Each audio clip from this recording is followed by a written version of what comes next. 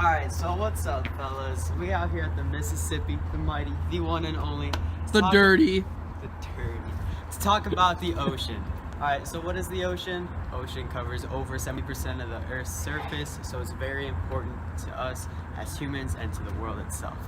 Some good things that the ocean brings us, humanity, the well-being of us, really important to us. Alright, so a lot of things, for example, just to name a few, it brings 50% of the oxygen that we breathe as people. So without the ocean, there'd be a lot more, probably a lot less of us walking around the earth today. Also, it absorbs 30% of the CO2 that is in the atmosphere. So without that, it would have to be absorbed some other way or just become excess, and then greenhouse gases would be higher than they would be now. As well as that, it absorbs 92% of the heat that we have created through pollution and climate change. On top of this, the ocean itself can be estimated to be worth about $2.5 trillion, which is crazy to think about that we can put an estimate on this. But if we don't take care of the ocean, without the proper care and protection, two-thirds of that, if we don't protect two-thirds of the ocean, we lose most of this, if not all of it. So we have to take care, protect, and serve the ocean to make sure it's healthy, stay good. As well as this, nearly 3 billion people around the world eat fish and take the water, boil it down, and use it as proper drinking water. So without this and without these resources, people around the world would die, if not starve, perish, or anything else like that. So it's not a good deal. Now, I'm here today with my local expert, Tanner. He's going to go through a couple of things that we have done as people that has destroyed the ocean and what we know it to be. Okay, so like he said, a lot of the current troubles with the ocean and stuff are a result of growth and progress, etc., etc., etc. Without proper production or protection, a lot of things like even just tourism, just go out and watch whales or something, that does a lot of damage to the ecosystem, and in a lot of cases it destroys things like coral, for example.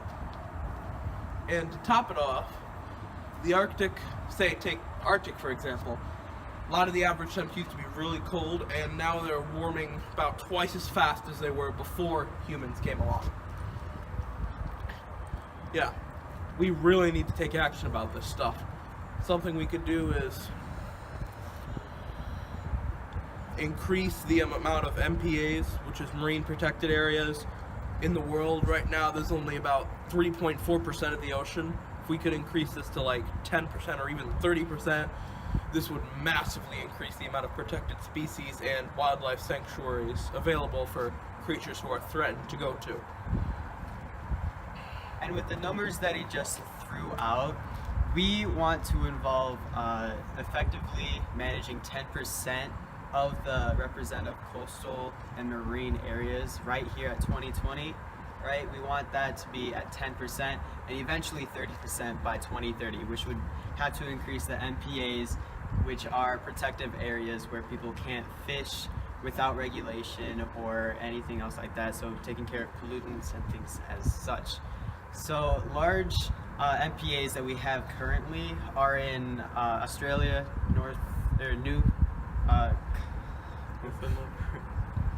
South Georgia, and then South Sandwich Islands, which these are big ones that we have currently, but many local, state, and national governments are trying to push to have more and expand these MPAs. That way we can protect and serve the ocean more. Now, it's also a fact that with these MPAs, if worked with fishermen, the yield of fish that is captured and taken into productivity and things like that is doubled in most cases, and the fish population is also increasing.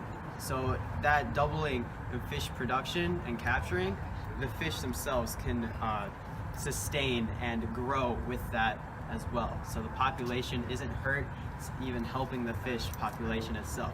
Is there anything else that you want to add on that? Yeah, another thing we could do is set up no-take areas where they may not necessarily be protected, but it's forbidden for commercial fishermen to go there with their big trawl nets and just scoop up huge schools of fish.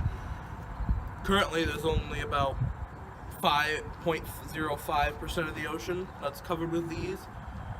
But if we increase this, then this will give the fish more time and more opportunities to reproduce, respawn, etc., and their schools to grow, which would give us more resources than just taking them all in the long run.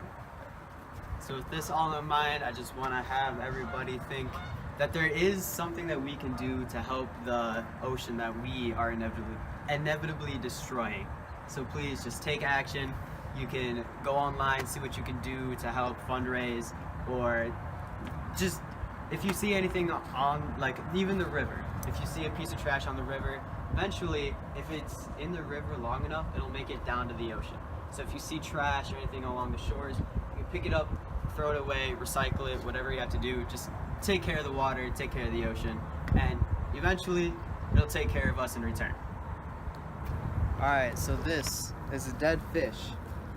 Now without proper care and protection in oceans, with just pollution and everything else like that, fish like this are gonna pop up everywhere because they just can't sustain their life, because they can't live in these situations. And that's what happens, folks. Like and subscribe if you enjoyed the video.